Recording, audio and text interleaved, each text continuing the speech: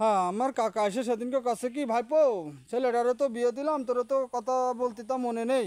তা যা হোক, তোরে এখন পালাম তা আমি কলাম, কও কি করছাও। তা কছে কি যে আমি যখন রান্নাঘরে যাই, যার সাথে সাথে যদি তরকারি ভালো মন্দ রান্ধে, তার সাথে সাথে সে ঢাকা সারা। তা আমি তারে ছোটোবেলায় থেকে মানুষ ধানুষ করে এখনই এই অবদান পেলাম।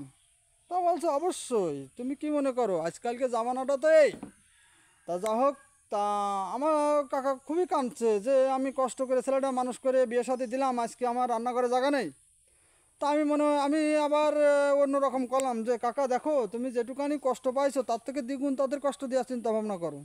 যেটুকানি সম্পত্তি আছে তোমার, তুমি বেচবা, ভালো মন্দ জিনিস খাবা। এটাই আছে আমার কথা। দ্বিতীয়ত, তোমার তো তোকে রান্নাঘরে জায়গা হয়নি, তুমি ওই হাঞ্চলে আর যাবা না, খাবাও না। এই এই পদ্ধতি তুমি চলো। ওই বৌমা তোমারে যদি বড় মাছের মাথাখান না দেই, তুমি জুতো দিয়ে আমার গালে তুমি মারিয়ে নে, আমি সহ্য করবা না। তা আছে শোনো, তোমার ফ্যামিলির মেম্বার চেয়ারম্যান আছে তুমি, তাই তুমি যেভাবে চালাবা না কেন, ঠিক তারা সেইভাবে চলবে, তুমি আগে শক্ত হও।